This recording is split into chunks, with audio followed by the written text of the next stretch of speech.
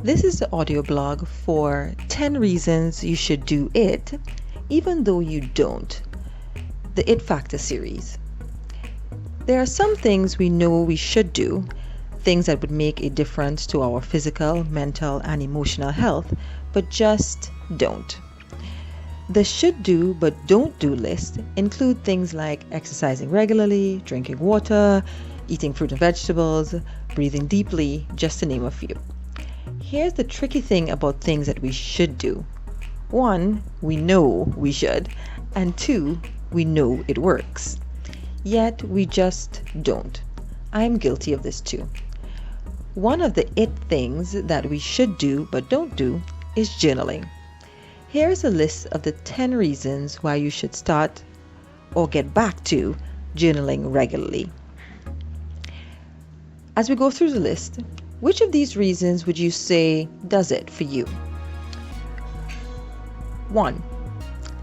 Famous or influential people do it. Some of the most influential people in history kept a journal, like Charles Darwin, Marie Curie, Thomas Edison. Okay, so these are the oldies, and not bad company to keep. However, Emma Watson, Lady Gaga, Serena Williams, and Michael Phelps do as well. 2. Personal safe space. Writing things down creates a safe space to think, feel, and be any way you want to be in that moment. So you don't have to worry about the pen and paper or keyboard and screen judging you. At least I hope not. For thinking a certain way, telling bad jokes, or getting caught up in your feelings. 3. Brain yoga. Writing down your thoughts is like yoga for the brain. It opens up space in areas that have been overworked, feel stiff or tight. In the morning, it can help warm you up and prime yourself for the day.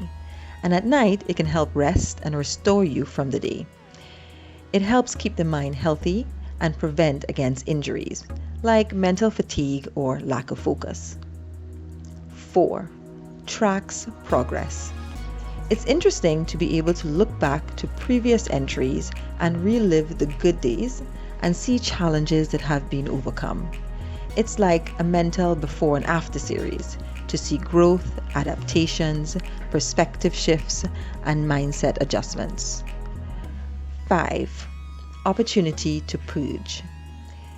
A unique opportunity to remove yourself and reassess something that has happened or something that you said, the kind of stuff that you would ordinarily create a dwelling or overthinking cycle about. I can put it there on paper and leave it there. At least give your brain something or permission to put it down, relax a little, or even space to overthink about something else. Yep, that happens. 6. Self-awareness. Keeping a journal allows you to apply ideas, goals, and visions into your own life, ultimately identifying questions, problems, reactions, confusions, and perceptions.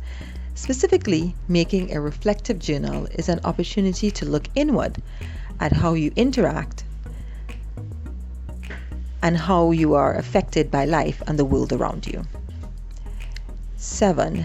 Meeting the best self. There is a calmness that comes from journaling.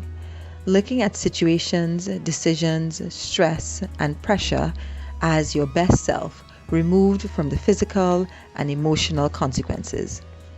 Furthermore, getting to know, accept, and love the version of yourself that is not controlled by emotional reactions or responses. 8. Perspective shift.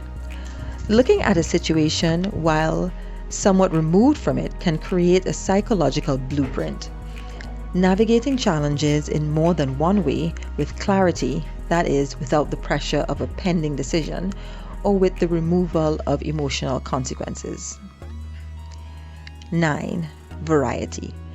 Journals serve many purposes. In fact, there are different kinds of journals. Some are used to document, track progress on a goal, keep a record, or my personal favorite, to use as a release of the day's baggage. Additionally, there are different methods to use for a journal: writing, typing, audio, guided, or even free flow. many options and combinations. And 10, confidence boost.